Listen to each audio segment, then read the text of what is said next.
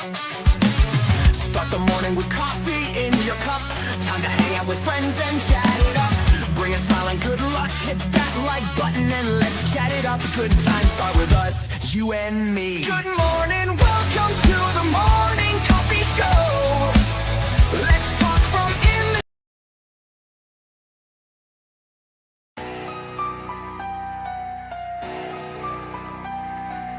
Start the morning with coffee in your cup. Time to hang out with friends and chat it up. Bring a smile and good luck. Hit that like button and let's chat it up. Good times start with us, you and me. Good morning, welcome to the morning coffee show. Let's talk from in the shell and share good vibes and good times. Good friends and trends that bend the senses. Let's get a bit senseless. Welcome to the morning coffee show, where we bring good vibes and good times. Welcome to the morning coffee show with Super Fast Tortoise. Welcome to the morning coffee show, where we have the flow. Good vibes from head to toe. Let the happiness take you in. Woo, everybody! Welcome to another fantastical time at the morning coffee show. Special edition because it's nighttime, really, when we're recording this. All right. I thought it was morning already. Right? Yeah, dude, if it was morning, you wouldn't be here. You'd be playing some arena, some live streaming. Yep, sure would. Yeah, because, tomorrow's early access event. Mm-hmm. Yeah, don't forget that. Early access. Early access. Yeah, something's up with Wizards right now. Because, what they send you an invite. And then after they send you an invite through an email, they send you another email with all your login information on that and everything. They ain't sent that second email to me yet. Oh, I wonder what that means. I don't know, because I should have that already. Because, the event starts tomorrow. It starts tomorrow, everybody. Yeah. Early access. Yeah, just to kind of give you an idea what we're talking about. Early access streamer event tomorrow, April 2nd, 12 p.m. to 12 p.m. April 3rd. Central Standard Time. CST time. CST? Yeah, I should have put that on the thing. But yeah, I totally missed out on the design flaw. I got a design flaw. CST should have been on there. But hey, it'll be cool. People will know when you're live, it's live. Oh, yeah. Yeah. Oh, look, we got backwoods. Hello, backwoods collector. Planting those trees. Hey. Some backwoods. And we got. No. That's right.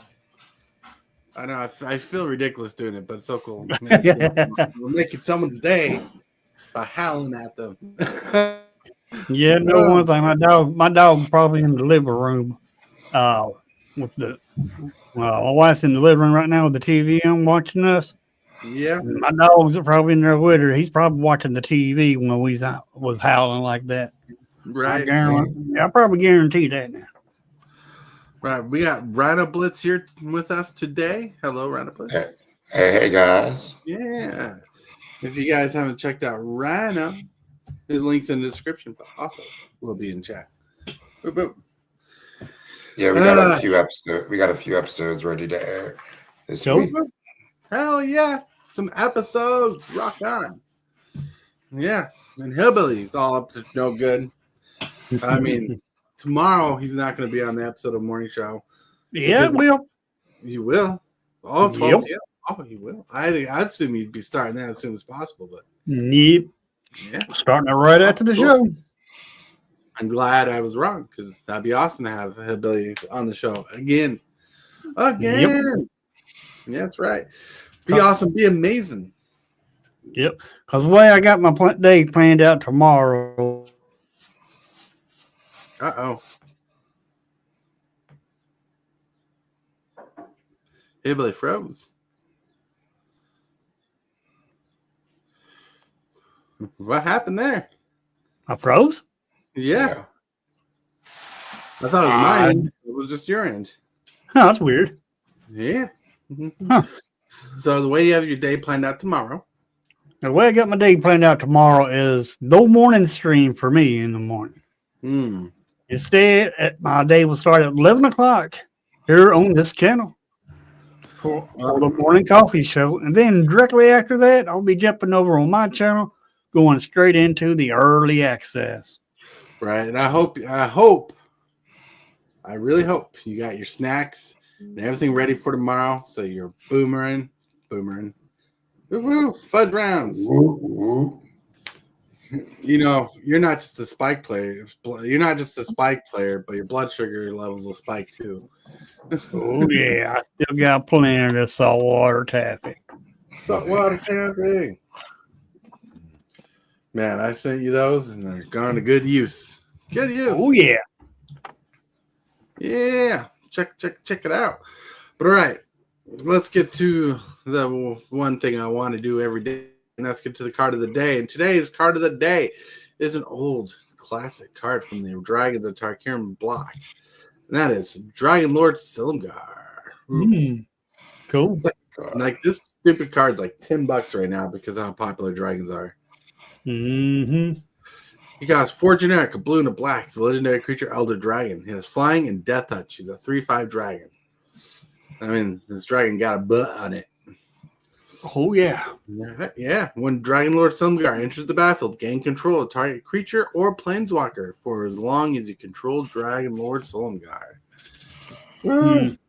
Nasty. Oh, yeah.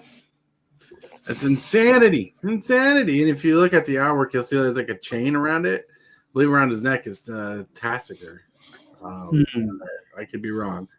But there's like people in the foreground that could be controlled. I don't know. Dragon Lord Silumgar likes controlling creatures.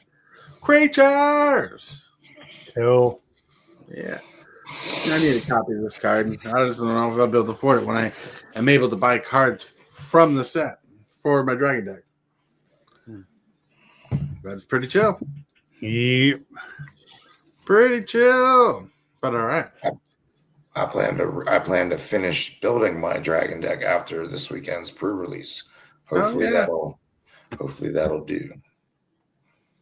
That'd be cool to get the stuff you need for your deck. Yeah, I got most of the dragons I need. I need to get a couple things from the set, which right now are ridiculously priced. I need to wait like a month so they can get priced down because I want to get some things from the set. Plus, I need to get my ramp, my mana fixing stuff. So I won't be able to afford the lands I need for the deck because I'm building a 5-color deck. So I'm going to have to work around the fact that I have to work with everything else. Yeah, some decks take a while. You gotta do what you can when you can. Yep. Yeah, right. Well, we got to make the best of every situation. Hold on a second. Replying to someone and they're angry at something I can't talk about. Oh. I see. Well, someone was supposed to be here with us, and something got in the way, and they're upset about it. That's it. That's as much as I can say. Nice. But anyways, let's get on to the shindig here, everybody. Let's get on to the spoilers. So earlier we went through the first part of spoilers, and there's still more spoilers to go through. And the monocolored, so we're going to get to it. And I left my computer on and everything, so we didn't lose my spot. So let's get to the spoiler scene. Go. All right. Sure. And let's get here. Oh, right here. And blow this up. So we were at Rebellious Strike. This is the last card we looked at. Right? Mm-hmm. Rebellious Strike. All right. Let me get there. Let me close that tab. Rebellious Strike. We got Dispelling Exile, Adorned Crocodile, Storm Shriek, Feral, and Piercing Exile. Let's see what some of these cards do, because a couple of these cards look pretty good. The first card, Rebellious Strike, looks stunning as a limited card Costs a generic and white. It's an instant. It says target creature gets +3/+0 until in the turn, and you draw a card. That is a great combat trick. Yeah, it is. Mm-hmm. We got Dispelling Exile. We got Adorned Crocodile, Storm Shriek Feral, and Piercing Exile, which all have something in common. They care about dragons. Well, except Adorned Crocodile. Is there a card on this list that calls to you? Like, to me, maybe Rebellious Strike and Piercing Exhale is calling to me just a little bit. Yeah. Yeah, Piercing Exile costs a generic and a green, has additional cost to cast a spell. You may behold a dragon. You can point at a dragon on the battlefield you control or show one that's in your hand. It says target creature you control deals damage equal to its power to target creature or planeswalker. If a dragon was beheld, surveil 2. It's a good quality dragon deck removal spell. Mm-hmm. Single removal. Yeah. Mm-hmm. All right, Dispelling Exile I want to call out. It's a decent spell. Costs a generic on blue. It's a counter spell unless the controller pays 2. But if a dragon was behold, they pay 4 instead. So it goes from a crappy mana leak to a good mana leak if you control a dragon or have a dragon in your hand. Mm-hmm. The only downfall to behold a dragon is that if you have to reveal a dragon in your hand, you have to give out free information from your hand to cast a spell. Yeah, that's true. That's true. But what creature do we have that's a dragon that's not a dragon? Well, there's no. We don't have changelings in standard, so I have no clue. Yeah, we do. Well, do we? Yep. We even have a land that is all creature types. A land that is all creature types or becomes all creature types? It becomes all creature types. So if it becomes all creature types, it's not all creature types until you activate it. Correct. There you go. You can't behold it. You cannot behold it. Well, if it's already a creature, you can. Well, if you activate it, yes. That's just extra loops and hoops right there. Yeah. All right. One card I want to bring out that's pretty decent for limited. It's not the best, but it's pretty decent. Storm Shriek Feral.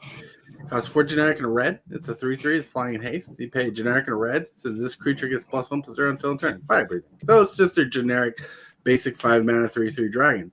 But its flush out ability, Omen side, is pretty good. For a generic and red, you can discard a card if you do draw 2 cards. This card is going to be see play in 5 and 3 color decks. This card is pretty solid. I might even see play in 4 color decks. I don't know. I like it. I like Omen because it doesn't put cards in the graveyard, but puts it back in your deck. Now, I love cards that go to the graveyard. I'm glad it's not exiled. I just like the fact that it shuffles back in your library. Mm-hmm. Yeah. Then, really quick, Adorned Crocodile is a 5 mana 5/3, decent creature on the ground with no special abilities for combat. When this creature dies, create a 2/2 black zombie druid creature token. It has Renew, which is decent. You exile this card from a graveyard for a black and put +1 counter on any creature. Activates its own sorcery. This is a fine limited creature. 5 mana for 5 power is decent. Oh, yeah. All right. Yeah. Then we got this next line here. Hold on a second. I want to check it out. Woo! Kovacs! Jeez. What's up, Kovacs? We got DeLawson! Whoa. What's up? Yeah, if you guys haven't checked out Kovacs, his link will pop up in chat if you want to check out his channel. All right.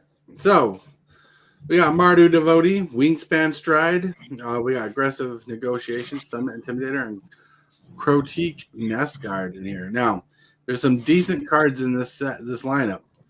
One of which I love the most. But really quick, Rhino, is there a card on this list you would draft or play in limited? Probably Wingspan Stride. Hell yeah. Yeah. Man. That was my choice too. Yeah, that would be mine. Yeah. I mean, Wingspan Stride is awesome, everybody. yeah. Awesome card. I mean, yeah, you had to enchant a creature once you play it. However, you can always just pay 3 to return this back to your hand. Yeah, if so in Yep. board wipes, you can pay 3 to return it to your hand, or if a creature's going to die anyways, you can block it, then pay 3 to return it to your hand. Because giving your creatures flying in a set full of flying dragons is a pretty powerful move. Oh, yeah. Now, aggressive negotiations here. Do not overlook this card. It looks like a Mind Rot, but it's better than Mind Rot. Costs 3 mana, sorcery. Target opponent reveals their hand. Choose an online card from it, and exile that card. You exile that card. Then you put a +1/+1 counter on up to 1 target creature you control. This is actually fairly good. I don't like the 3 mana rate for it, but you're exiling a bomb from your opponent's hand most likely because it's a non-land card. You're exiling. This card is pretty solid. And it buffs up a creature that's on the battlefield. Yeah, that's a good trade. Right. One card I was hoping one of you would have picked for limited, and I'm not saying standard, I'm saying limited, is Summit Intimidator. 4 mana, 4/3 with reach is decent. When this creature enters the battlefield, target creature can't block this turn. You can make your opponent's biggest creature, not be able to block for a turn and get a good swing in. Yep. Yeah, that's good. That's definitely good. That's a good limited ability. Did I first pick this? No, obviously not. This is probably like turn 4, turn 5 pick, and even later. But it's pretty solid. Then we got Crotic Nest Guard. This card is oddly good. It's a 3 mana for a 4/4 with Defender. And you can pay 3 mana. This creature can attack this turn as though it didn't have Defender. This is an early game blocker. This insect. Early game blocker. But late game, it's a mana sink to say, hey, I can attack for 4 damage. That's all it is. It is no root walla, but it kind of is. Excuse me. Oh, my Lord. Why are not all the cards in English? No. They want to make you work for it. Humble Elder. All right. Humble Elder is a good creature, I guess. 1 mana, 1/2, creature human monk. Flash, when this creature enters the battlefield, target creature an opponent controls gets -2, -0 until then. It's decent. It manipulates. Might see standard play, but I'm not sure. I might see limited play a little more. There you go. All right. But yeah, there we go. That card's all right. We got Coordinated Maneuver. I like Coordinated Maneuver. We got Delta Bloodflies, Narset's Rebuke, Snake Veil Skin's Reprint, which we know Snake Veil Skin's pretty solid. Yeah. Well, is there any card on this list that speaks to you guys? there's 2 on here that speaks to me. Speak. Well, wait a minute. Actually, there's 3. Oh, yeah? The first one's a Coordinated Maneuver. It's speaking to me because it's a great card. Yeah. And then the second one that's speaking to me is Narset's Rebuke. All right. So we got Coordinated Maneuver. It costs a generic and a white. It's instant. It says choose one. Coordinated Maneuver deals damage equal to the number of creatures you control to target creature or planeswalker. So it's a burn spell for token strategies, basically. I mean, it doesn't need to be tokens. I mean, 3 damage for 3 creatures is still good. Or destroy target enchantment. Coordinated Maneuver is actually a pretty solid common. If this was rare, it would be bad. If it was uncommon, it'd be iffy. At common level, it's pretty solid. Yep. Narset's Rebuke costs 4 generic and a red. 5 mana for an instant. Narset's Rebuke does 5 damage to target creature. And add Jeskai colors to your mana pool. Then if that creature would die this turn, exile instead. That's actually pretty solid for 5 mana. It's basically a kill spell in red. And it pays for half itself. Or 3 mana. Yep. The third card that's speaking to me is Delta Bloodflies. Delta Bloodflies for a generic and a black creature insect flying. This creature attacks if you control a creature with a counter on it. Each opponent loses 1 life. That's not horrible. Running in a counter deck. Yep. I mean, you play this. If you're playing black and green. You can play Delta Blood Flies. Protect it with Snakeskin Veil, and there's a counter. Oh, yeah. And we got Michael Superpacker in chat. Michael Superpacker! Hey, what's up? MSB! That's right, MSB. He's the one less lonely person in this world. Is Michael Superpacker tonight? Because he hit that like button. Now he's happy. Something words. I can't rhyme. There we go. All right. Good choices. Let's rotate down the list to Rilling Dawnbreaker, Unending Whisper, Worthy Cost, Jeskai Devotee, and Sultai Devotee. Now we know the Devotees are decent, so we don't need to go over them. They're all right. But out of the 3 cards here, Worthy Cost, Unending Whisper, and Rilling Dawnbreaker, I think you'll see some good play with these cards for common. Because when you're playing limited, draft, sealed, most of your deck is most of the time is going to be commons and uncommons with a mix of rares, hopefully. Yep. Yeah. All right. Any card here speak to you, Rhino or Hillbilly? Yeah, I like Unending Whisper and Worthy Cost. I would probably play those if I drafted those immediately. Mm-hmm. All right.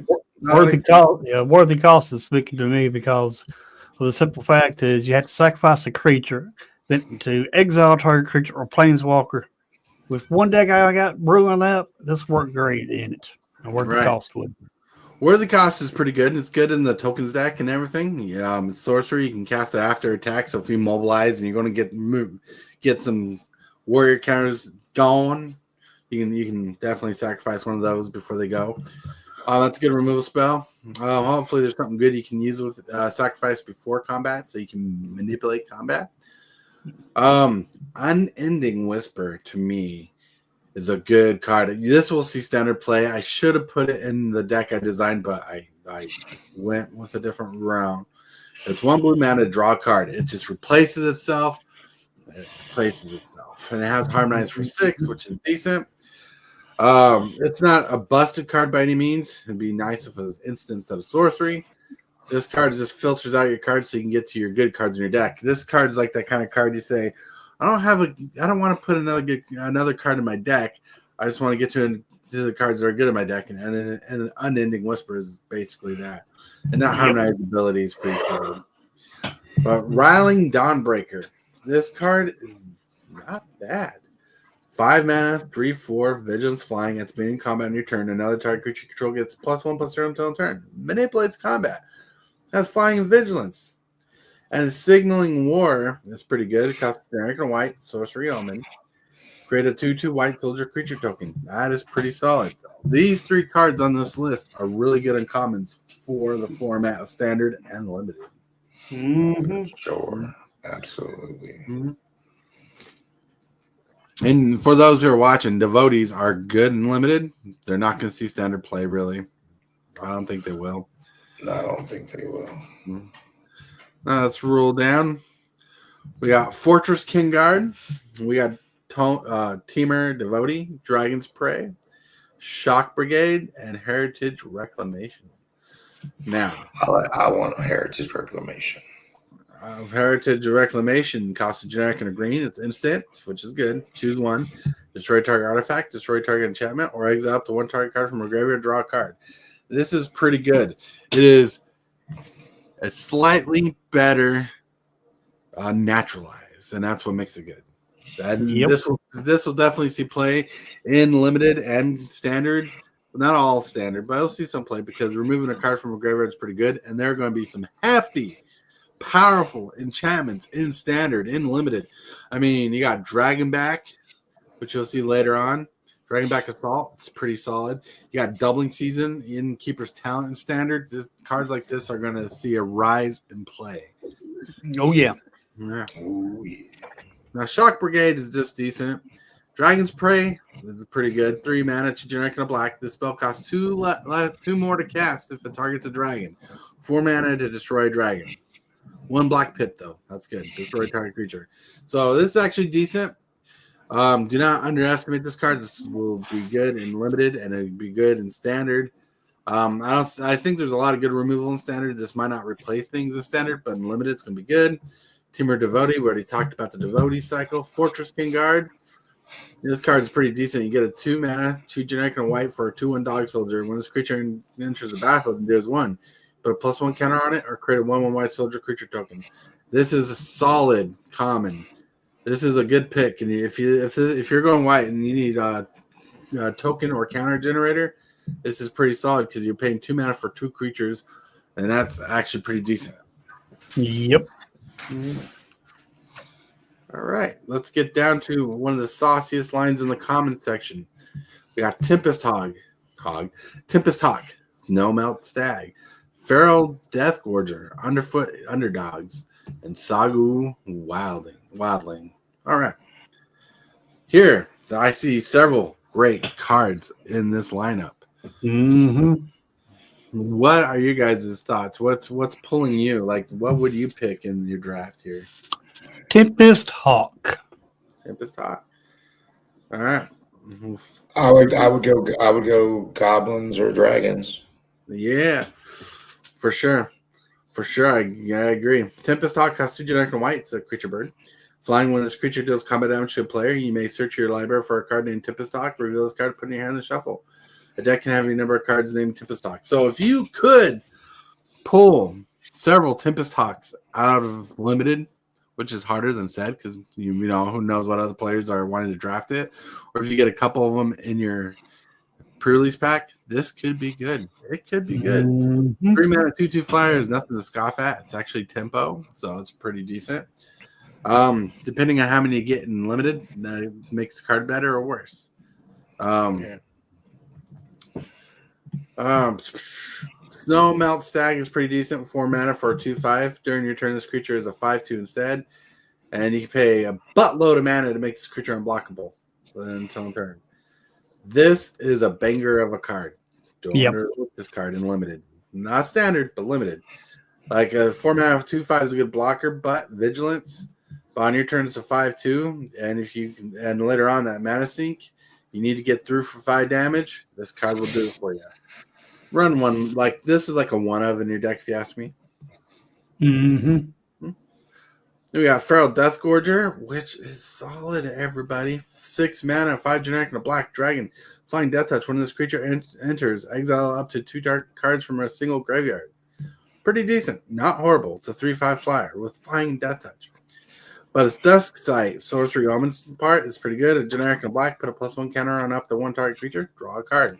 That's all you need from this. You can actually draw this card again. That's what's good about Omen. You can shelf back in your library and actually draw it again to have that ability again. Yep. Pretty solid. Underfoot Underdogs is all right. When this creature enters, create a 1/1 Goblin creature token. Nothing special for a 1/2 Goblin Warrior. Pay generic, tap target creature control with power 2 less, can't be blocked this turn. That's pretty solid. This is a decent goblin generator. This will be good in Commander, but I'm pretty sure Commander decks are going to pump this in to get that small damage in, incremental, because people do that. Sagu Wildling is my favorite card from this lineup. It's a 5 mana flying creature that's a 3/3. When it enters the battlefield, gain through life, which is mana. But you'd play this in limited because his Root Seek Sorcery Omen side is pretty nuts for mana fixing. 1 green. You search your library for a basic land card, reveal it, put it in your hand, then shuffle your library. Here, just help. It's there to mana fix you until you actually need to play it. Pretty solid. Pretty solid. I like it. All right. Now, Hillbilly, just don't pay attention to the white card here. You don't need to worry about that. We got Tarkir Island Dragon. Alicia's Legacy, Rescue Leopard, and Sarkon's Resolve. Then we got Stormplane Detainment, which is just Oblivion Ring or a Banishing Light. It's pretty solid. Yep. I was joking with Hillbilly because he knows I love enchantments. I remove things. Oh, yeah. Cane Shaker! You joined the chat. Hello, Cane Shaker. Shaking that cane to move that way. Okay, Shaker. Cane Shaker. Shake, shake, shake, shake the cane. Shake, shake, shake, shake the cane. That's right. All right. But anyways, out of this lineup, other than Stormplane Detainment, which is a solid limited card, everybody. Mm-hmm. I'm biased. Besides this white card, because I know it's good. What card speaks to you here for your game? Is there anything in this top 5 lineup? And see, the reason why I'm asking you is because I want your opinions as well. I could speak about these cards and give you my advice. But Yeah, I like what's that? Alesha's Legacy yeah, and Sarkon's Resolve. yeah. I would play that in heavy black green and definitely would be 2 very good cards. That's pretty Yep. cool. Yeah, also like Rescued Leopard. Rescued Leopard with this creature. Okay, so let's go over this. Alicia's Legacy costs a generic and a black. It's instant. Target creature you control gains death touch and indestructible in turn. Solid card there. A solid card there. I like it. Mm-hmm. I think Rhino has a good thought process in this because in limited, because you're going to block the smaller creature, you're going to protect it so you can have second life out of it. Sometimes you have a big creature that blocks a small creature with that touch. Just make given an indestructible, so it kills the creature with that touch. Pretty solid combat trick there. Sarkon's Resolve costs a generic and a green, which says choose one. Target creature gets +3/+3 until the turn, which is solid.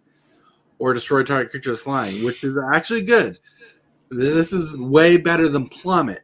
Plummet just destroys target creature with flying, which is decent. Sarkon's Resolve is just a better version because if you don't have a creature that's flying, or if your opponents don't have a creature that's flying, but they have a creature that's bigger than yours, but you can pump it bigger than theirs, you're going to play this as a response. Pretty solid. I like it. Rescue Leopard. Rescue Leopard costs 2 generic and a red. When this creature becomes tapped, you may discard a card. If you do, draw a card. This is good for junking out your hand. Junking out your hand, like you get cards out of your hand and replace them with good cards. I've noticed a lot of these cards, you want to be very situational with them. Oh, yeah. Oh, yeah. You're right. That's pretty cool. And anybody interested in the Deadpool Secret Lair? That's got an email saying they're low in stock because they're selling out fast. I don't know if that's... They are selling out fast? Oh, wow. Yeah. I got to get me one. Yeah, right. So, do you know what's in it? Like other than Deadpool himself as a trading card, Commander Staples that are pretty good for red. Oh, okay, cool. Yeah. What you call it? Vandal Blast is one of the cards. Oh, nice. Yeah. All right. Been listening. Just finished cooking. Nice. I am listening. All right. I'm going to get the Deadpool cards. Hell yeah. So hyped. Trying to keep up on that for everybody. All right. Durgar Island Dragon. 5 generic and a blue. Flying Ward 2, 4/4. 6 mana for a 4/4. All right.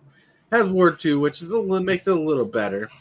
Skimmering Strike is actually pretty decent. I actually put this in the deck I built for Hillbilly because I really believe in this card. Costs a generic on blue. It's instant omen. It says tap up to 1 target creature, so you can tap creatures before combat, and you can draw a card. Pretty solid. So this whole line of cards is pretty solid for limited. Yeah, just knock it out of the park, everybody. Pretty solid. All right, then we got Salt Rock Pack Beast, River Walk Technique, Abs and Devotee, Seize Opportunity, Undergrowth Leopard. Now, Abs and Devotee, we don't really need to talk about. We know how it's good. It's decent. It's like a regular Devotee, but it returns this card returns from the graveyard to the battlefield. All right. Not to your hand. Not to your hand, yep. That'd be better to the battlefield. Tell me what. Salt Road Pack Beast is meh. It's pretty good. It costs 6. It's like meh, but it's decent. It costs 6 mana, 5 and a white. It costs 1 less to cast for each creature you control, which is better. When this creature enters the battlefield, draw a card. This is a tempo card. You don't play it. You play this when you have a few creatures, pay 3 or 2 mana for it, you get a good value. That's what you want to do. This is just tempoing out, so you're not dying your hand and replacing itself. It's decent for later games. This is a good late game pick. River Walk Technique is pretty decent. 3 generic on blue. Instant. Choose 1. Target owner of target non-permanent puts it on their choice at the top or bottom of the library. Or Counter target spell. This is just your basic premium removal in standard. I like to get rid of something on the battlefield, which is pretty solid for a moment because it's either top or bottom, or it counters a non-creature spell. Pretty good. I like it. Seize opportunity. Cost generic and red. Choose one. Exile up to 2 target cards from your library until end of turn. Until end of your next turn, you may play those cards. Or up to 2 target creatures get +2/+1 until end of turn. This is solid combat tricks or red draw. An Undergrowth Leopard costs generic and a blue for a 2/2 with Vigilance, which is your basic barrier these days. 1 generic sacrifices creature, destroy target artifact enchantment. Banger of a card. Yep. All upside. Now, other than the Blvd here, is there a card that really speaks to any of you? Well, the only ones that's speaking to me is the Salt Road Pack Beast, just because you're able to draw a card and it's a 4/3. Right. You can hit for 4. And another one that's only speaking to me is the Undergrowth Leopard. That's only 2 in this row here that's speaking to me. Mm-hmm. River Rock Technique is going to be banger. I'm telling you what. Banger. Yeah. I mean, slow your opponent down for 1 turn. Well, it counters a non-creature spell, like a board wipe. Right. Or it removes a creature or permanent. Not non-permanent. It can remove a planeswalker, dragon, whatever from the battlefield. This card will swing a game. This is a late game removal. I think this is late game removal, but this is going to be premium removal. For 4 mana, it's still good. That's my. I mean, if any of you disagree with me, you can disagree with me. I won't fight you. Mm-hmm. He won't fight you, but he might bite you. That's right. No disagreements. No disagreements. I second all opinions because I'm still learning about some of this new standard, anyways. Oh, yeah. Because I'm used to the old ways standards where it was, it was every 3 rotations. So it's different now. Nice. That's good. That's cool. It's cool. I like the fact that you're open to learning things. All right. Next line, we got Bearer of Glory, which is all right. Not amazing. Don't even need to read it. It's not that great. It's 2/1, which is fine. Oh, wait. Hold on. I take that back. Bearer of Glory is decent. It costs 2 generic for 2/1. During this creature has first strike, which is fine. It's not amazing. Late game, that 5 mana pump is really good. Creatures of control get +1/+1 until turn is solid. Yep. There you go. Good for limited. Next card is even better though. Ringing Strike Mastery. Mm-hmm. 1 blue enchanted creature. And when this aura enters the battlefield, tap enchanted creature. Enchanted creature is untapped during its controller's untap step. Enchanted creature has pay 5 and tap this creature. Yeah, I can mana lock your opponent down because they can pay 5 mana to untap the creature. Yep. So this is probably not good for late game, but early game, this could do some dirty deeds. Oh yeah, definitely. Mm-hmm. Then we got Cruel Truce. It costs 3 generic and a black. Instant. Surveil 2. Draw 2 cards. Lose 2 life. Instant is what makes this card good. 4 mana. This is your basic black draw spell. It's decent. If you need draw spell, it's good. Do not overthink it. Surveilling 2 is going to be good in this set because Graveyard is going to have shenanigans going on. Yep. Right. Now, a fun card, Devoted Duelist. Costs a generic and red. It's a 2/1. As Flurry, whenever you cast your second spell each turn, this creature deals 1 damage to each opponent. Not horrible. Not super amazing, but it is good. The 2/1 with haste. This could be like game-changing. If you can collect like 3 or 4 of these for your limited deck, this will do a lot. I'm telling you. You can build a deck around this archetype right here. If you can get enough of these. Pretty solid. Roamer's Routine, just your basic land fetcher with Harmonize. Nothing super amazing. I wish they'd make one that costs 2 mana, not 3, then puts it in the battlefield, but you're long gone with those days. And it's good for limited. Just play it if you need it. Yep. All right, now here we go. We got Dragonback Lancer, Agent Codis. Caustic Excel, and Dusty Earth Carver. These cards are pretty decent. Let me breathe. These cards, Hey, any of these cards speaking to hey, you? Tortoise. Play? What's up? I gotta run the doggies. Okay. They gotta go out, so I'll be back in a few minutes. All right, bud. Chill. Yeah, we'll be here. You'll be here. Yep. Just put yourself on mute, and you'll be good. All right. So, any of these cards speak to you, Hillbilly? These last 4. Yeah. The last one, Earth Carver, it's speaking to me a little bit, but that mana cost on that got me though. 6 mana for a 4/4. When it enters, endures 3. Put 3+1 counters on it. If a creature or a creature you control me, or you make a 3/3 elephant creature token, not elephant, Right? spirit creature token. It's actually pretty good. 6 mana for 5, 6, 7, 8, 8 with reach. Is it 8/8 or 7/7? 4, 5, 6, 7, 7, 7. It's a 6 mana for a 7/7 reach, which is really decent. Yeah, that is decent. More decent than what I thought. Right. So Or 6 mana for 7 power. 4 on the 4 and 3. This card's not horrible. Yeah, it's pretty good actually. So that's speaking to me a little bit, and some of these mobilized cards are calling out to me. Oh, the Dragonback Lancer. Yeah, This card is pretty solid. It's not the best card in the set for white, but it's a good card. 4 mana, 3 generic and white, 3/3 creature, human soldier, flying, mobilize 1. Whenever this creature attacks, create a tap and attacking 1/1 red warrior creature token. Sacrifice it to be the next instant.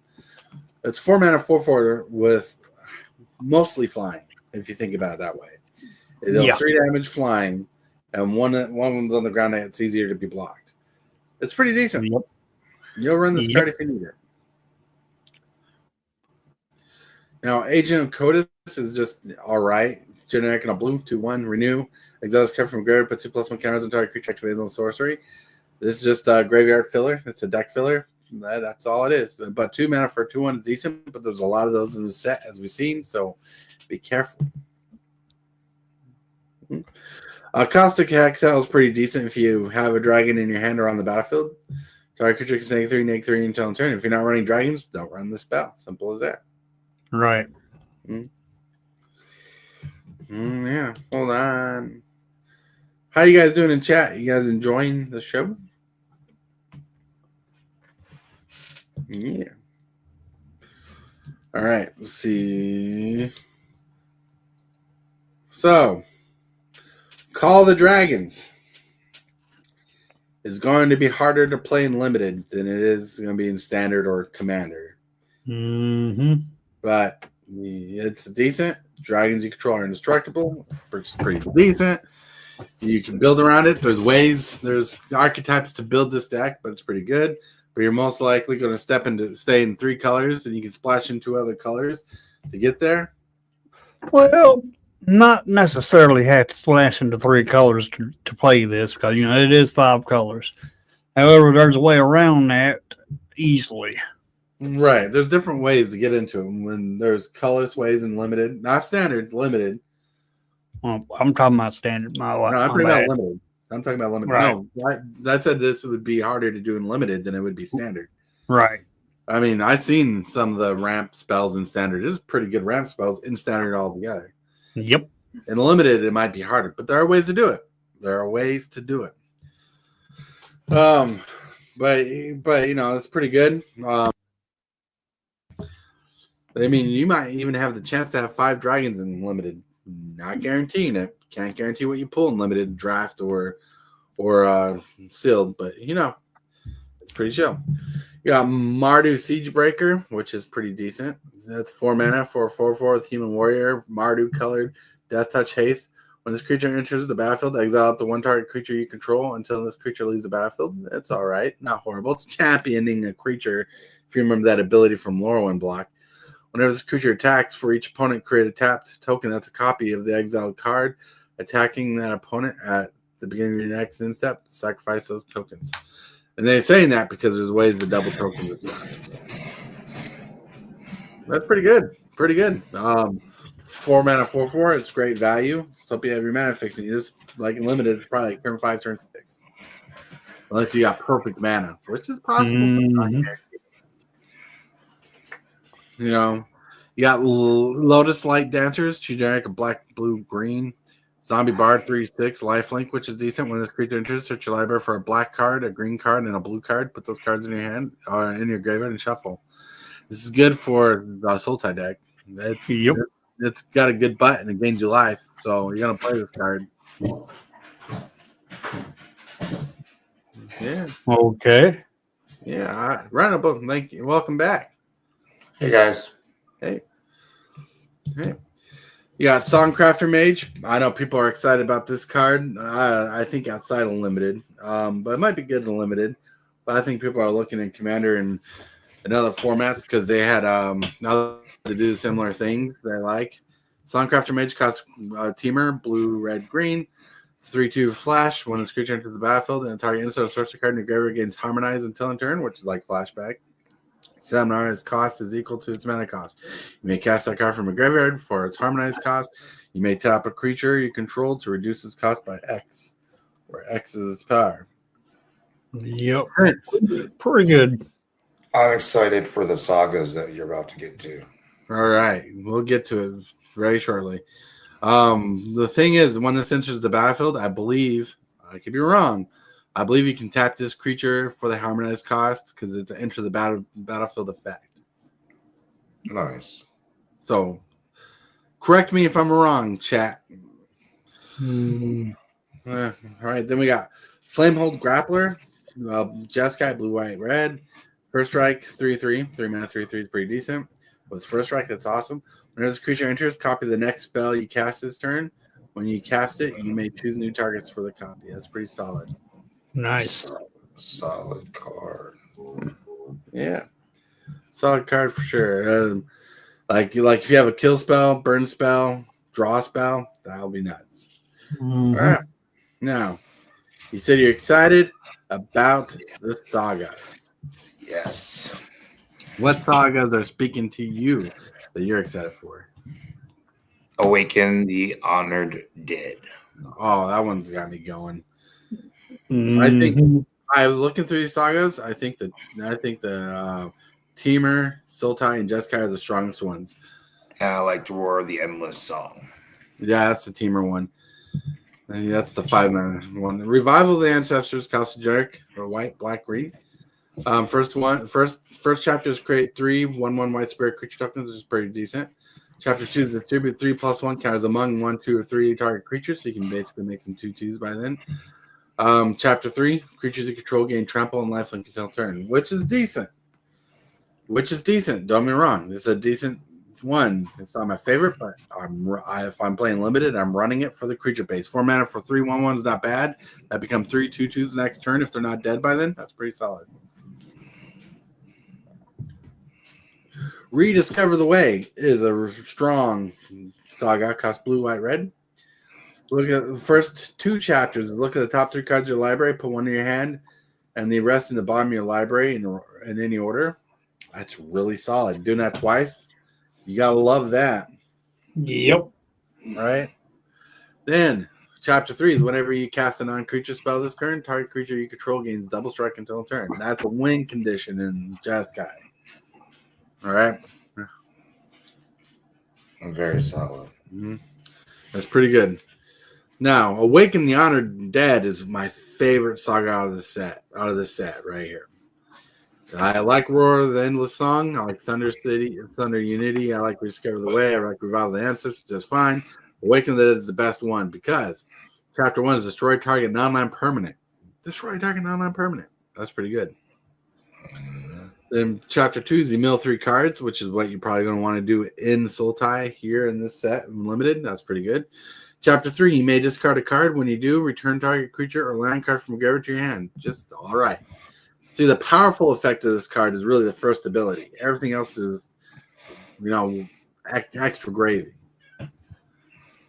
So, Thunder, it's pretty good. Cost Mardu, red, white, black. First chapter is draw 2 cards and lose 2 life. That's pretty solid. I wish it did it twice instead of just once. Then the second and third chapters, whenever a creature you control enters the battlefield this turn, each opponent loses 1 life, you gain 1 life, which is pretty decent. Yep. All right, that's pretty decent. That's a good finisher or a big banger of an attack for those 2 turns. You got Roar of the Endless Song, which is the second favorite saga of mine. Costs 2 genetic, a green, red, blue. Teamer. First 2 chapters is create a 5/5 green elf and creature token, just solid as it is. And chapter 3 is double the power and toughness of each creature you control until turn. Smack dab, pretty good. You know, pretty good unless someone does a board wipe, and you're like, damn. Yep. Which I would play a board wipe. Don't get me wrong. All right, scrolling down. We got Philothar. That's a weird name. Philothar, Dawn of the Abzan, Narset, Jeskai Waymaster, Codus, the Fang Keeper, Zergo, Thunder Decree, and Eshki, Dragonclaw. Now, these are all good legendary creatures. I believe they're made for Commander and playable and limited, and we'll see some standard play. So instead of asking which ones call out to you, which one do you want to build a deck around, I should ask. Zergo, Thunder's Decree. Red, white, black, legendary creature, Orc, Warrior, mobilize 2 whenever the creature attacks. Put 2 1-word warrior creature tokens into play, tap and attacking, and sacrifice them the next end step. During your end step, warrior tokens you control have tokens can't be sacrificed. That's pretty good. Yep. What about you, Rhino? Out of these cards, which one do you build the deck around? Fang Keeper. Mm-hmm. The middle one. Yep. Codus, the Fang Keeper. Yeah, Codus. Fang Keeper. Hell yeah. 1 generic, a black, green, blue. A legendary creature, Zombie Warrior, indestructible. Whenever Codus deals combat damage to a player, exile the top X cards of your library, where X is the amount of damage dealt. You may cast any number of spells with mana value X or less from among them without paying them mana cost. That's pretty solid. Pretty solid. All right. All right. If Tortoise was to build a deck, one of these commanders, I would definitely do Eshki Dragonclaw. 1 generic, blue, red, green. It's in Simic. It's red. I already have a deck for it. I can just slam it in there. It's 4 mana, 4/4. Vigilance, Trample, and Ward 1. At the beginning of combat on your turn, if you cast both a creature spell and a non-creature spell this turn, draw a card and put 2+1 counters on it. Eshki Dragonclaw. Love it. All right. Now let's get to the next set of cards. Now I'm excited for a handful of these cards. Oh, yeah. The Sieges. Oh, yeah. Sieges are awesome. You got Barren Step Siege, Frostcliff Siege, Hollowmurk Siege, Wind, Crag Siege, Glacier Wood Siege. Now, I can tell you I'm excited for Frostcliff Siege and Glacier Wood Siege the most. Is there sieges that are calling to you guys? Oh, yeah. The very first one there, Barren Step Siege. Oh. Very, very good, especially the Mardu. Oh, yeah. Barren Step Siege costs 2 generic, white, and a black. It's enchantment. So when the enchantment enters the battlefield, choose 1 Mardu or Abzan. Abzan says at the beginning of your end step, put a +1 counter on each creature you control, which is pretty solid. Or Mardu, at the beginning of your end step, if a creature died under your control this turn, each opponent sacrifices the creature of their choice. It's pretty Combo. good. Combo. Part of a combo. Yeah, I like Barren Step Siege as well, and Hollowmurk Siege. The only downfall to Mardu on Barren Step Siege is if at the beginning of your upkeep, if a creature died under your control this turn, it could be from the wording. It sounds like you can have 3 creatures die that turn, and your opponent still sacrifice 1. At the beginning of your end step, if a creature died. Right, like yeah, just 1. Now, is there a siege speaking to you, Rhino, that you want? Yeah, Hollowmurk Siege. Hollowmurk Siege, that's pretty good. Yeah, 1 green, 1 I black. like that one. Yeah. When this enchantment enters the battlefield, choose Sultai or Abzan. Sultai. Whenever a counter is put on a creature you control, draw a card. This ability triggers 1 siege. Oh, that's stupid. 1 siege turn ability. Abzan. Whenever you attack, put a +1 counter on target attacking creature. It gains minutes until turn. I think Hollowmurk Siege is built for standard. Like, it's good. Yeah. But you play 2 Hallmark Siege and choose Mardu on one, Abzan on one, and Sultan on the other. That's a combolicious card. Yep. Yep. I'm most excited for Frostcliff Siege, which is a generic of blue and red enchantment. So when this enchantment enters the battlefield, choose one Jeskai or Teamer. Jeskai says whenever one or more creatures you control would deal combat damage to player, draw a card, which I love that ability. And Teamer, creatures you control get +1/+0 and have haste to trample. That's good. That's real good. I like it very much. And I love both abilities. The fact I have to choose one or the other sucks. Like, give me both. Yeah. Windcrag Siege might be the weakest siege. One generic white and red enchantment. Choose Mardu or Jeskai. If a creature attacking causes a trigger ability of a permanent you control to trigger again, that triggers additional. Oh my lord! I was saying this might be the weakest one. Guess what went through my head when I was reading that first ability there, Hillbilly? Which one? Windcrag Siege, the first ability, the Mardu. Windcrag? Yeah. Oh, you did. Oh, man. When a creature attacking causes the trigger ability of a permanent you control to trigger, that ability triggers additional time. Yeah. Oh, yeah. Huh? Mothman. Yep. Well, Windcrag won't go Mothman because it's red-white. No. Right. But I was thinking something like Annihilator. Ooh. This will go good in a Eldrazi deck with Annihilator. Oh, yeah. When you attack, you do the Annihilator ability a couple times. Yep. That's pretty solid. Yeah. That would make it busted. Make it harder to deal with, for sure. Oh, Then yeah. the second ability is Jeskai. So at the beginning of your upkeep, create a 1/1 red goblin creature token that gains lifelink and haste until in turn. That one's decent, not amazing.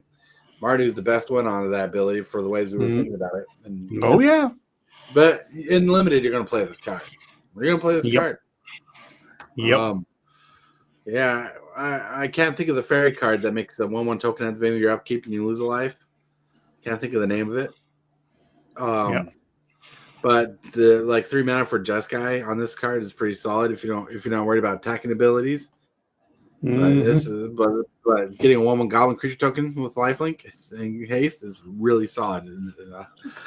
It's pretty good for limited. Yeah. And I think we'll see. I think this will see playing standard too. Yeah. This last one, Siege, is speaking to me too.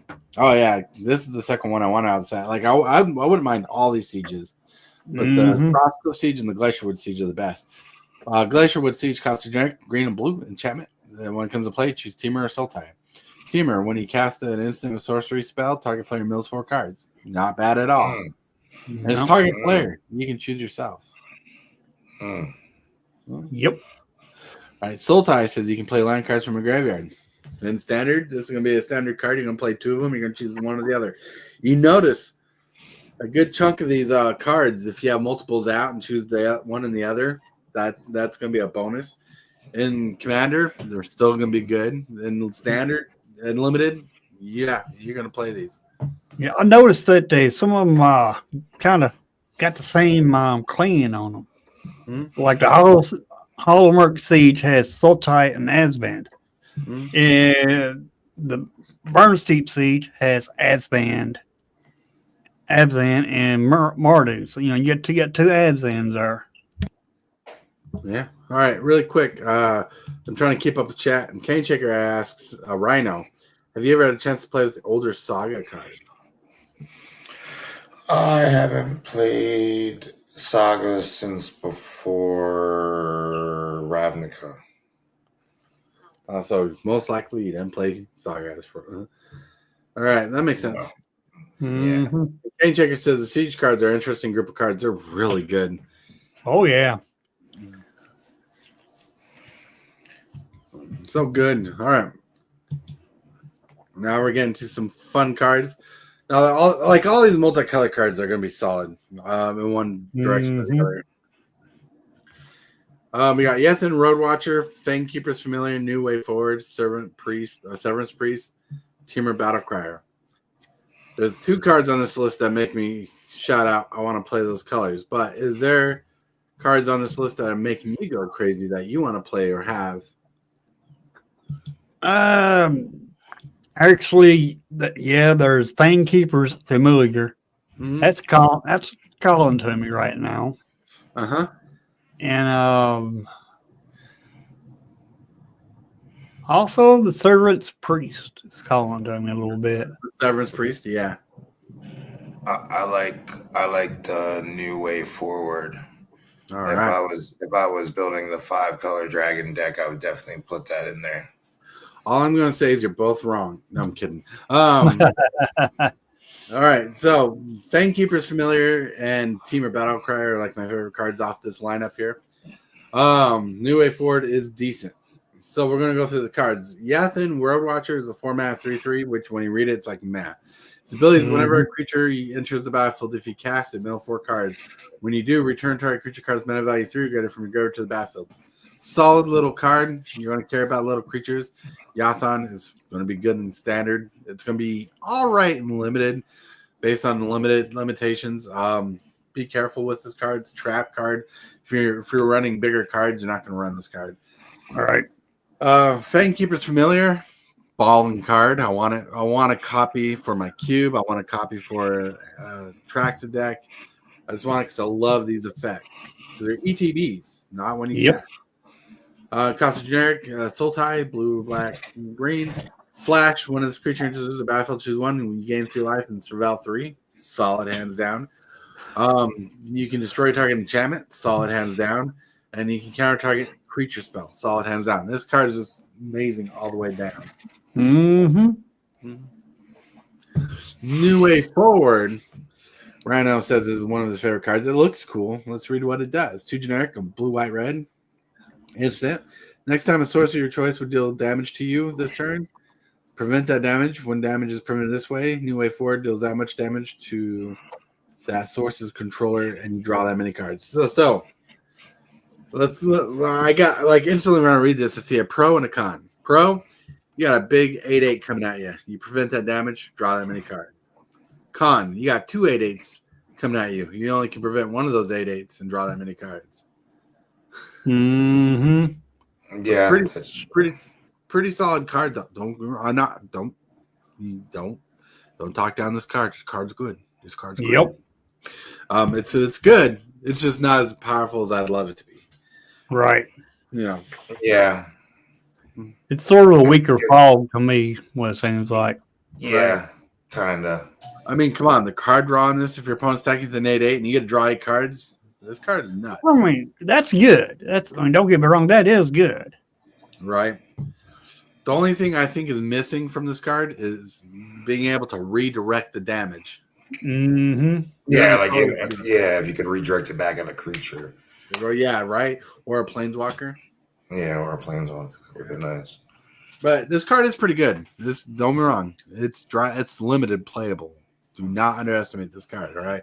If you pull it, you're just probably going to slap it in your deck as a filler card, and it will do what it wants to do. It'll do what it needs to do for a moment. All right, Severance Priest. Abzan, white, black, green. Hillbilly says he likes this card. 3/3. Well, I have to read more of it. I don't think I like this. All right. Well, Death Touch. When this creature enters, target opponent reveals their hand. You choose an online card from it. If you do, exile that card. When this creature leaves the battlefield, exile cards from this creature.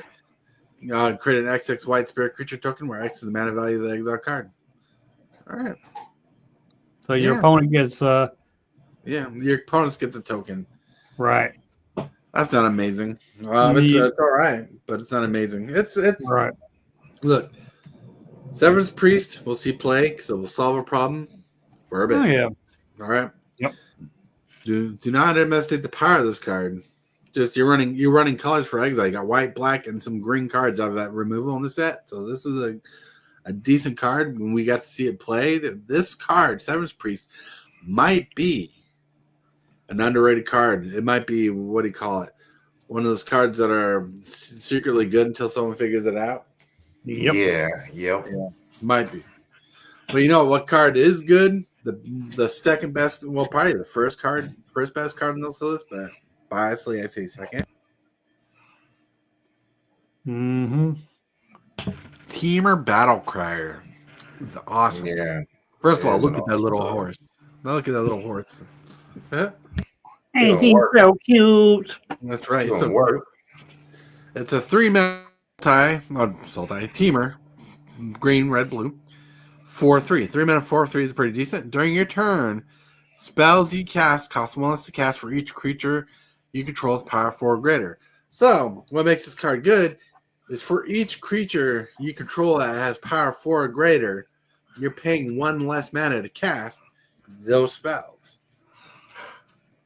So, if you have 3 creatures that have power 4 or greater, your spells are costing 3 colors less to cast. That's good. In standard, this will see play somewhere. In commander, we'll see play. Teamer Battle Crier is not. All right. Scroll down. Now, one card is good in commander. Might be good in limited, but it's a little costly for limited. Well, probably a little costly for standard, but in commander, it'll see play. And then by costly, means 4 mana, 3 colors. Mardu, inevitable defeat. Says this spell can't be countered. Exile target non-land permanent. Its control loses 3 life. You gain 3 life. It's a little hefty on mana cost for what you want, but it's a powerful card. So you might play it.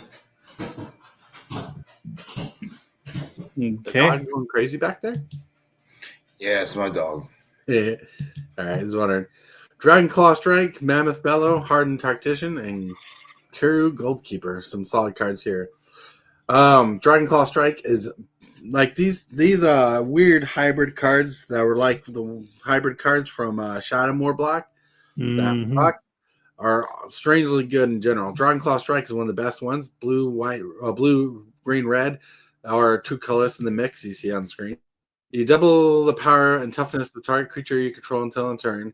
Then it fights up to 1 target creature an opponent controls. Nice. Great card. Great either card. 6 mana or a mix between. It's a good card. Yeah. Sorcery, sadly not a combat trick, but it's pretty solid. Mammoth Bellow. This is gonna work if you're running Jeskai and need a splashing green or something, because it works with prowess and whatnot. This card's pretty solid. This is a banger uncommon for limited. 2 generic green, red, blue. Sorcery. Mammoth Bellow says create a 5/5 green elf creature token that has harmonized for 5, 6, 7, 8. They're making it really difficult to want to cast these harmonized cards, but getting a 5/5 is pretty solid from the graveyard. Anything that lets you play cards from the graveyard in limited is good. Anything that draws you cards is good. Lets you play it again is good. So do not underestimate this card. Well, you play this card. The secret to Mammoth Bellow is you play it, you get that 5/5 elephant creature token. Right. Next turn, you pay a green, a blue, and a red, because you can use that 5/5 token to recast to pay for the harmonized cost. Yeah. Well, here's a way to look at it. Look at it a different way. Say you got 6, 7, 8, 9, 10 mana out late game, because that will happen. You draw into Mammoth Bellow. You might just cast this twice in one turn. You'll cast it for the 5/5 token, then you'll tap the token for its harmonized cost. It costs 3 teamer colors. Yeah, it's possible. This card is strong. This card is strong. It's not the best card, but a 5/5 on board is threatening. I like it. Yep. Yeah. Well, you might as well say a 10/10 because both of them are 5/5. So 10 power on the battlefield one turn. Oh yeah, that's pretty dang good. Mm-hmm. Okay, this next card, Hardened Tactician, is good. Not great, because it has to be a token, not a creature. If this had a creature on it, people would be crying over this card. Oh yeah, card, but it's token. Hardened Tactician costs a generic white-black. It's a 2/4. It says pay 1, sacrifice a token, draw a card. Solid card, especially if you're running that black-white siege or that combo you're talking about when a creature you control dies. Prone sacrifice a creature. It's gonna be solid. Oh yeah, definitely. Nah, here we got a card that's word soup. Kiru Goldkeeper, 1 generic, soul type, blue, black, green, flying 3/3 dragon, which is decent. Whenever one or more cards leave your graveyard during your turn, create a treasure token. where you can renew it for 2 generic black, blue, green. Exile this card from a graveyard, put 2+1/+1 counters and flying counter on a target creature, activate on sorcery. It's Sweet. good. It's good. It's better in the graveyard than it is in pretty good. That is sweet. So this is going to be a good card. It's a little signposty. Go for it. Play with it. All right. Now we're going to scroll down. We got Jeskai Brushmaster, Jeskai Shrinekeeper, Armament Dragon, Karyakite Guardian, and Frontline Rush. All right. These are just your basic spells that are pretty good. Jeskai Brushmaster and Jeskai Shrinekeeper are just decent spells. Flying is always good.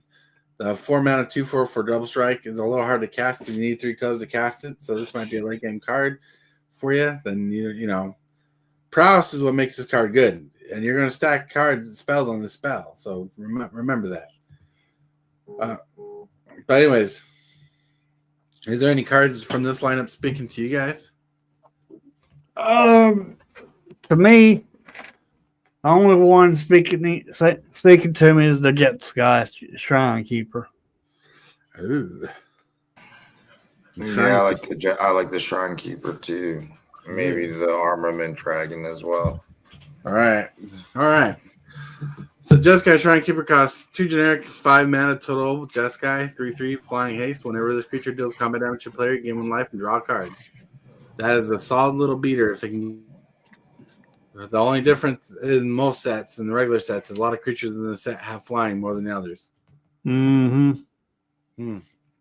Armament Dragon costs 3 generic, white, green, black. Flying. When this creature enters the battlefield, distribute 3+1 counters among 1, 2, or 3 target creatures of control. This is pretty cool. It's reminiscent of Dramoka the Eternal. I like it. It's a good limited card. And you can distribute counters on itself as well. It doesn't say you can't. Right. One card that's pretty the one card that's pretty good is Karyakite Guardian. 6 mana, 3 generic teamer. You get a 6/5 flying vigilance trample. This creature has hexproof if it hasn't dealt damage yet. Yes. So once it deals combat damage, it loses hexproof for the rest of the game. But if you reanimate it, comes back. Yeah, that's the drawback on this is loses the hexproof. Right. I don't like the idea of losing hexproof. If it kept a hexproof, then to me it would be a good card.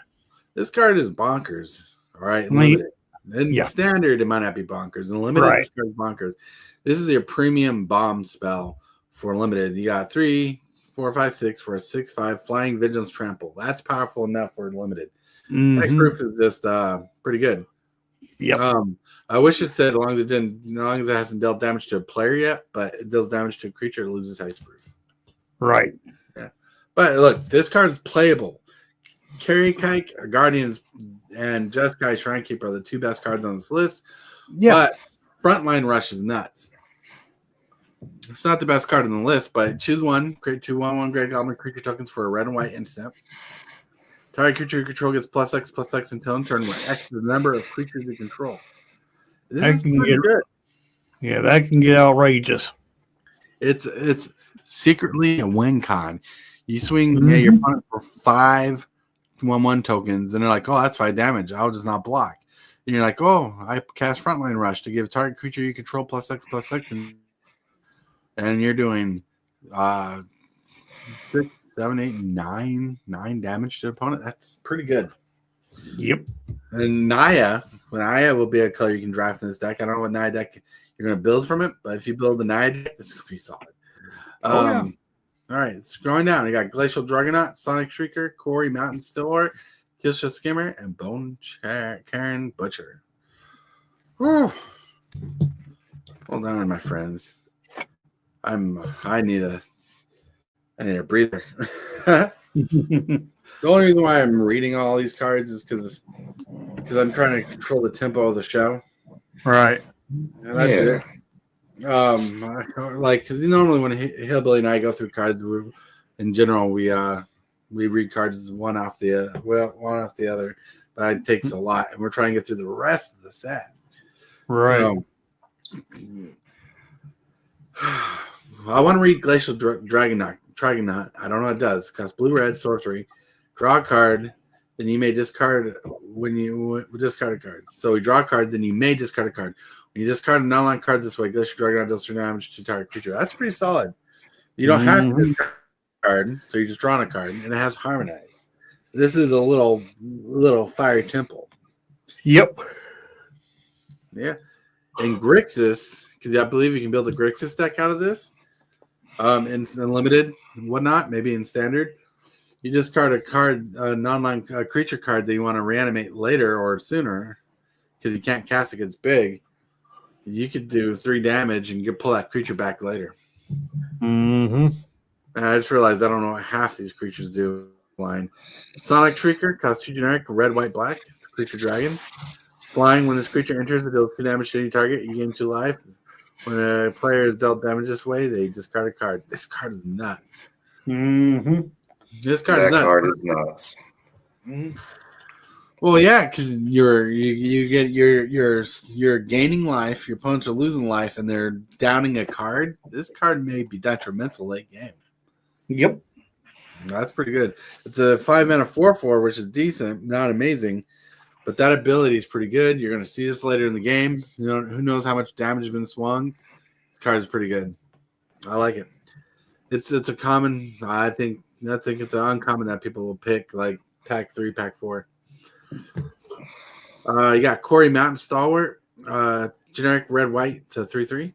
Flurry, whenever you cast your second spell each turn, this creature deals 2 damage to each opponent, you gain 2 life. I mean, come on. You're basically almost lightning helix every time you cast 2 spells a turn. This card is nuts. Right. That's pretty good. Pretty good. I like it. It's playable. The 3-mana 3/3. That's playable. If you're playing if you got a deck full of draw spells and stuff like that, it's pretty good. And look, Flurry works with omens because the omen side of cards are instants and sorcery. So yep, triggers these spells off. All right. Nice. You got Kishla Skimmer, green blue 2/2 flyer.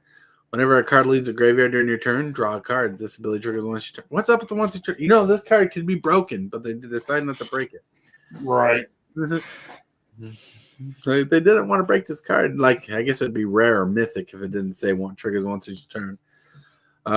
Pretty good. It's still draw engine, still good value. Play this card. 2-mana 2/2 flyer is good. With upside is better. Yep. This next card is very good, I think. Bone Karen Butcher. One generic Mardu, black, white, red, 4/4. 4-mana 4/4 is good ability. Mobilize 2.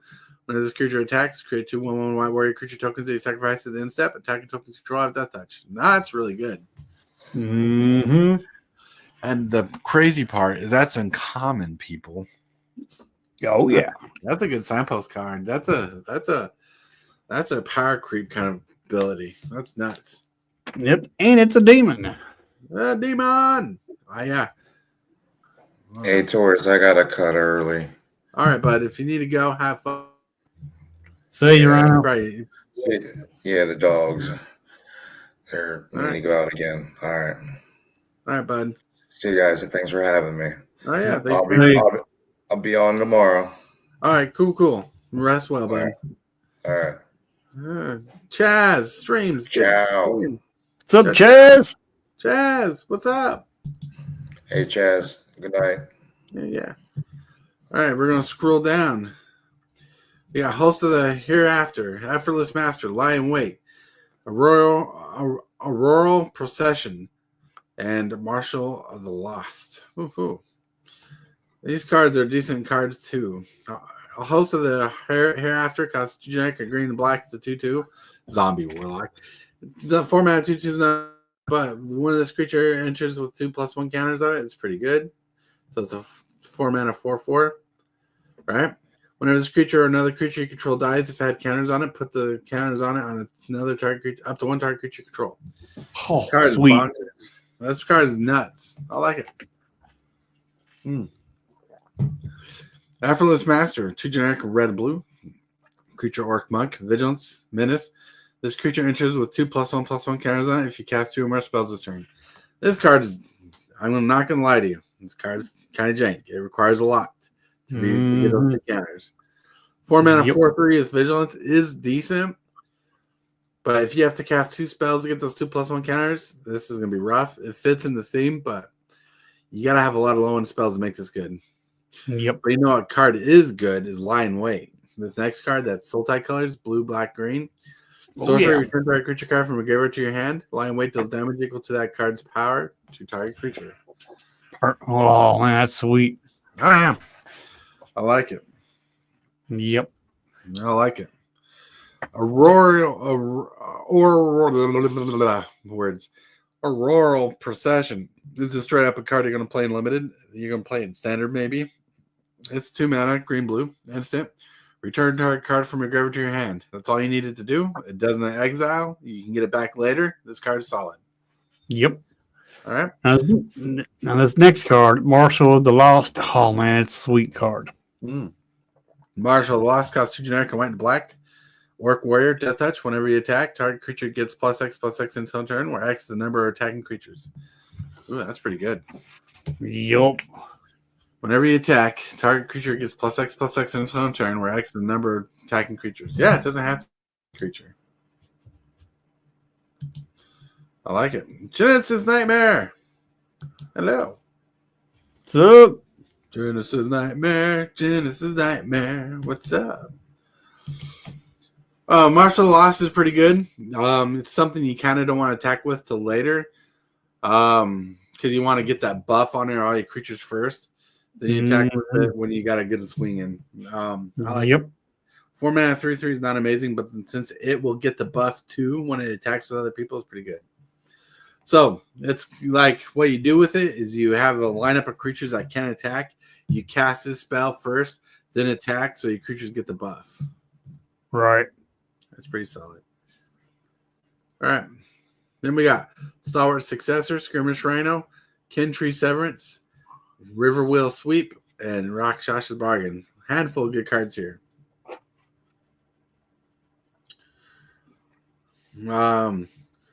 Stalwart Successor costs a generic green black. It's a 3/2 menace. Whenever one or more counters are put on a creature you control. If it's the first time counters have been put on a creature this turn, put a +1 counter on that creature. So it's pretty good. Yep. It's not amazing, but pretty good. It's a human warrior that does stuff. Body that does stuff. It has menace. So it's fine. Skirmish Rhino is pretty decent. Green, white, black. Creature Rhino. Trample. When this creature enters, each opponent loses 2 life. You gain 2 life. Pretty decent card. And we'll see play. Now, here are the next 3 cards. The Severance, the Blue Sweep, and the Bargain. These cards are all right. Kin Tree Severance costs Abzan, or a mix of 2 colors. Kin Tree Severance says an instant says exile target permanent mana value 3 or greater. This quality removal for big old creatures. Yep. Riverwell Sweep costs Jeskai, or a mix of 6. Sorcery, tap target creature, put 3 stun counters on it. That's pretty solid. Then you get to exile top 2 cards of your library. Choose one of them until next turn. You may play that card. That's pretty solid. It's weird card draw that works. Yep. Then my favorite one is Rakshas's Bargain, which costs Sultai, or a mix of 6. Instant. Look at the top 4 cards of your library. Put 2 of them into your hand and the rest in your graveyard. This card is solid. Oh, yeah. Now, is there a card out of these lists that you want to play in a deck or put in a deck later on or want to see play? For me, definitely the Kin Tree Severance.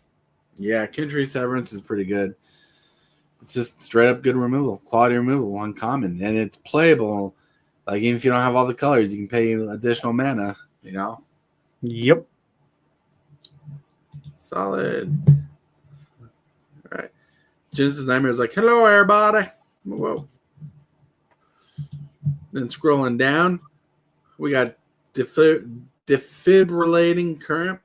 To try and bring someone back alive. Costs 2 Mardu, or a mix of 6. Sorcery, defibrillating current does 4 damage to target creature or planeswalker. You gain 2 life. That's kind of a strange name for that ability from what a defibrillator does. But hey, like, you'd think this spell would like return a creature from its graveyard to your hand, or return a creature from a graveyard to the battlefield. I don't know. It's a burn spell. It's a decent burn spell. Won't lie. Look, the reason why these two colorless or color spells are good is you can splash them in like this Mardu one. You can splash in Jeskai if you need it. You can splash in Naya if you need it.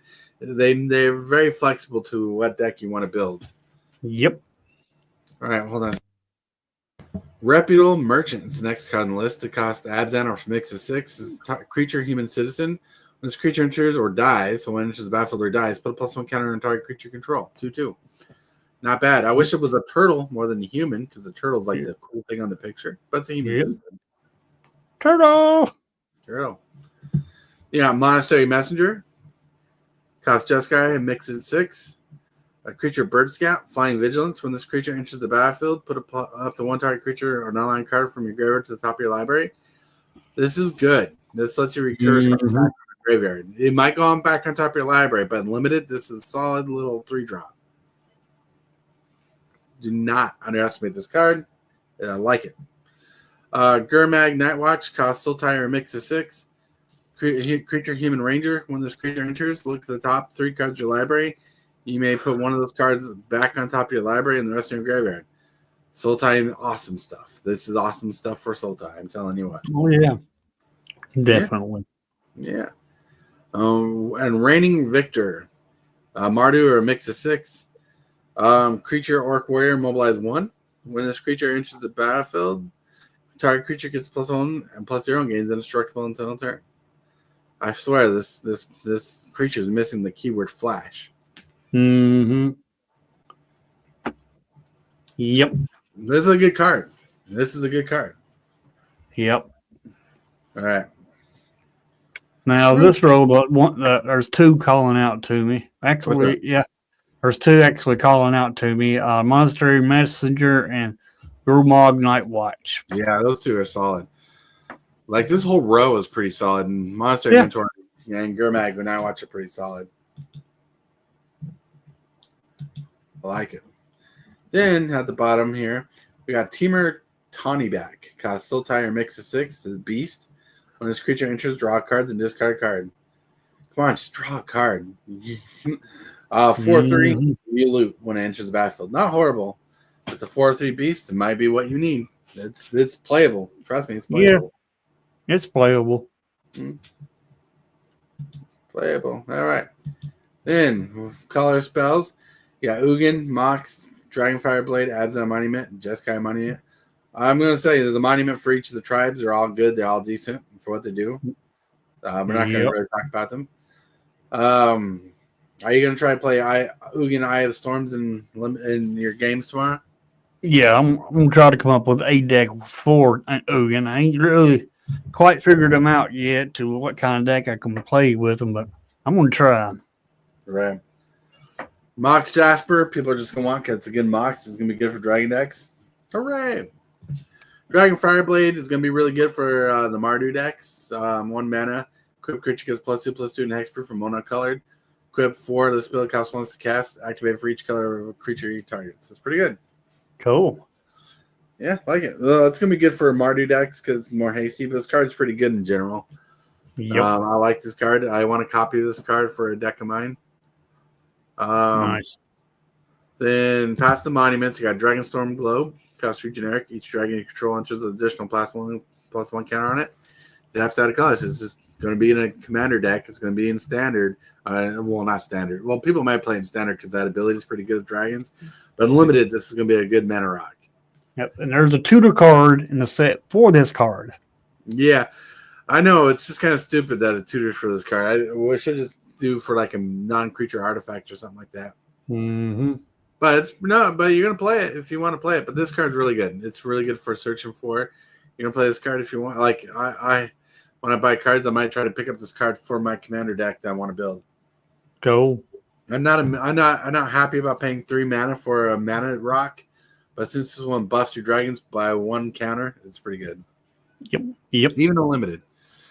Embermouth Sentinel, pretty decent. 2 mana, 2/1 artifact creature Chimera. When this creature enters, you may search your library for a basic land card, reveal it, shuffle, put that card on top of it. If you control a dragon, put that card in the battlefield tapped instead. Jank! Well, it's not jank, but he cares about that dragon. I'm so sad about that, right? All right. Like, this is a decent card. You get to fix your mana, but if you control dragon, it's just straight up a. If you control a dragon, I wish this said behold a dragon instead. Like, reveal a dragon card from your hand or point at one on the battlefield. Yep. That would be so much better than if you control a dragon put on the battlefield. This card is actually good for a dragon deck. I just wish it'd behold. It's 2 mana 2/1 colorless. You're gonna play it. It's gonna fix your color. It's gonna fix your colors. That's what it's gonna do. Yep. Then you got Watcher, the Wayside, artifact creature golem. This creature enters target player, mills 2 cards to gain 2 life. Yeah. It's 3/2. That's just a decent golem. It's gonna go in there to help mitigate your mana curve color basis, and it'll help let you play cards. You're gonna play this card if you need to work with your mana base. That's what it's for. Like, Yep. work with your mana base. If you don't have all the colors for the card in your hand, this is gonna be like it doesn't care about the colors. You can play this, so you're doing something. Same with Jade Cast Sentinel. 4 mana, Ape Snake. All right, why is it an ape snake, not a human snake? Really? Doesn't even look like an ape. Artifact creature. Reach. Pay 2. Put a land card from a graveyard on the bottom of its owner's library. It's a 4 mana 1/5. You're gonna play this for the 1/5 ability. The putting a card from a land from your graveyard to the bottom of your library is gonna just, if your opponent's trying to mill you, it'll help stop the mill. Exactly. All right, Boulder-born Dragon, 5 mana 3/3, vigilance, flying. Whenever this creature attacks, reveal 1. It's pretty good. Yep. It's 5 mana 3/3. Yeah. This card is the other card that one card fetches for. Well, I get it. Boulder-born Dragon. I get it. This one's decent. It's this card is just there, like I said. It's to even out your mana curve or mana curve for color. Yep. You got all the lands here. You got DeKolvin, DeKolvin Catmint, Mysterized Village, Great Ashram City, Quarry Mountain Monastery, and Kisha Village. They're all decent lands. They're not amazing, but they give you mana sinks for later in the game. DeKolvin Catmint says pay 3 whenever you attack with this. Whenever you attack this turn. Create 2/1/1 Red Warrior creature tokens that are tapped and attacking. Sacrifice them at the beginning and stuff. This is great limited. It's going to be all right standard. It's almost as good as Mysterized Village. Mysterized Village is the best land in this set for the rarity cycle. It says pay a blue tap. The next spell you cast this turn can't be countered. Just pretty solid. One thing that makes the white land pretty decent is you don't need a card in your hand for it to be good. All right. Great Sharon City. Pay generic and a black. Exile a creature card from your graveyard. Create a 1/1 white spirit creature token. It's all right. Like exiling a card from your graveyard is all right if you need it. This is good for late game if you need creatures. Decent land for limited. And people are looking at this land, they're pooing on it. But remember, there's cards in the set that care for the land if a card was exiled from or removed from your graveyard. So this is going to be good and limited. Yeah, Quarry Mountain Monastery. Pay 4, exile top card of your library until the turn. Until your next turn, you may play a card. 4 mana is kind of hefty, but it's a mana sink to help you draw cards. That's it. Yeah. Okay. Then Kishla Village. 4 mana Surveil 2. It's just decent. Top deck controls what this is for. Yep. Yeah. So any of these lands call out to you, Hillbilly, that you want to play? There's the blue one for sure. Because Right. it's so great. Uh-huh. Because I'll have to agree with you. The blue one is the best. Right. Now the second, but there is another one talking to me. That's the red one because you exile the top card of your library until the end of your next turn. You may play that card. So you have an extra. So you don't have to play that card right as soon as you get it. Right. You can wait. You have to get to the end of your next turn, which makes this card good. Right. That's why in limited, it's a good mana sink. A mana sink is a card you can just sink mana into something if you have nothing to do. Correct. There you go. Yeah. Then We got the obviously good land, Maelstrom of the Spirit Dragon, which I want a copy of. Oh my lord! Pay 1, tapped out of colors, tapped out of mana of any color to spend this mana to cast dragon spells or omen spells. Pay 4, sacrifice this land, search your library for a dragon card, reveal it, put it in your hand. This card's just solid. Oh yeah, Solid limited, solid standard, solid commander. They knew they made a good card when they made this card. Mm-hmm. Then you got the Biovax, the Trilands coming back, but you got 5 of the 10 Trilands coming in the set. These are the ones from the original Tarkir block. You got Frontier Biovac, the Teamer, Mystic Monster, the Jeskai, Nomad Outpost, the Mardu, thank you. Upland Palace, the Sultai, and Sandstep Citadel, the Abzan. All good lands. You're gonna play them. And when I watch people open a pre-release pack, it looks like you're gonna get a guaranteed gain lifeline in your packs. You got one each color pairing. You got Azorius, Demir, Rakdos, Gruul, Celestia, Orzhov, Izzet. You got Golgori, Boros, and Simic. All in the set. And it looks like one guaranteed per pack. I could be wrong, but this guy opened up a pre-release kit and there's one per pack. Mm. Now, Cool. these next eyeball lands are in collector packs only. Flat lands you can probably pull from a pack. They're pretty cool. There's your basic lands. And my friends, hold on a second. Ta-da! That was the whole set. Nice. Through the set. Only took us an hour and a half like earlier. Yeah, exactly. But I wanted to get through that for sure. Yeah, I mean, this set is so strong. I mean, power creep is there, Right? and the availability with the land is there that enables you to actually play the dragons. Right. It's there. Plus, you got new mechanics that seem like they're pretty good mechanics. Oh, yeah. Like harmonize. I love the harmonize. I love the renew. And the what's it called? Modular. You know, we're making the token. Mobilize. Mobilize. That's great. I love it. Oh, yeah. Gotta love the cards that come in that give you multiple uses or have additional abilities that are pretty good for combat. Mm-hmm. Progress the game. Oh yeah, man, this is pretty strong deck. I mean, not talking down on Aether Drift or anything, but this set is way better than Aether Drift. Oh yeah, way better than Aether Drift. There's some spicy cards in Aether Drift I want, but yeah, there's a few in there that I want in Aether Drift. That's about it. But I want more. I'd want more out of this set than I did Aether Drift. Oh yeah. I'm curious if you cast Harmonize with Tygam out of it, it exiles the Harmonize spell with the time counters. Might check it out. Check the rules. That's interesting. I mean, that's an interesting question, and maybe we could find out tomorrow. Oh yeah, Hillbilly will probably look at it, into it. He'll have all the cards to build all the decks. Sure will. Sure will. So So if anybody's interested in watching the new card, seeing the Tarkir cards in play, make sure you come on by right after Super Fast Tortoise's morning stream tomorrow. I will be jumping into the streams right about 5 or 10 minutes after that, and be doing the early access. We didn't even hit the shill section. And I know it, but I know that I ain't shilling you. I'm just throwing it out there. It's throwing it out there. I'm just throwing it out there.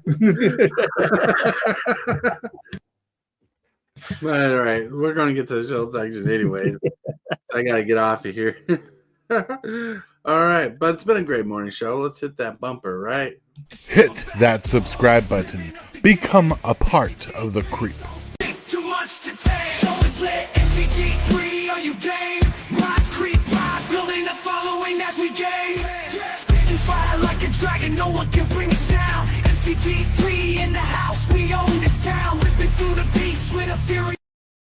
All right. Look at that. Now, Hillbilly, do you want to repeat everything you just said? Sure, why not? Anyway, like I was saying, if you want to see the cards play tomorrow, then make sure you come by the stream, my channel, right after Super Fast Tortoise in the morning show. Anyway, You good? Super Fast's morning show. It starts at 11 o'clock, Monday through Friday. Come by here, see us. And then right after that, I will be jumping into my stream doing the early access. However, if you yourself want to be included in early access, such as getting a shout out, all you have to do is get a hold of me, our Tortoise, and and one of our Discords, and then Tortoise can direct you over to my Discord, to where you can submit a deck. 3-craft a deck with the new cards. I'll run that deck and I'll give you the credit for the deck because that ain't my baby, it's your baby. Because you're the one that 3-crafted it. So forth, you'll get the shout out for it during early access. And anyway, that starts right at around 12 o'clock Central Standard Time. Check it out. Check it out, everybody. It's Super Fast Tortoise. We'll definitely have a morning show tomorrow. This has just been episode 8, continuing the Tarkir Dragonstorm spoiler set. There's part 1, there's part 2, there's part 2. Now tomorrow we're just gonna have our Q&A day. Wednesdays is our Q&A day where you can come in, ask us questions, and we'll just have a good conversation, answering your questions, having a blast time. So we'll get to that tomorrow. Make sure to hit that like button if you like this video, if you learned something, or if you had good insight. Let us know in the comments below or in chat. If you're still in chat. Hit that subscribe button if you liked listening to us, mainly me. I kind of took over. I'm sorry. If you like me talking about standard or the limited and whatnot, because I'm excited to play this set. Hope you are. Yep. One thing too about the Quest of Lone Wolf. After you cast a harmonized spell, it gets exiled. So therefore, it would not go into exile with time counters on it. It would go into exile. All right. With that, everybody, thank you for being here. Hillbilly. Thank you for everybody in chat for being here. All of you who showed up. There was like 12 people here at one point. That was pretty crazy.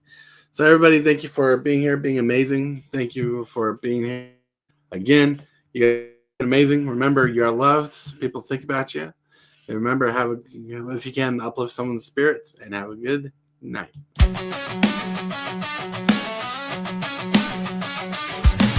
Start the morning with coffee in your cup.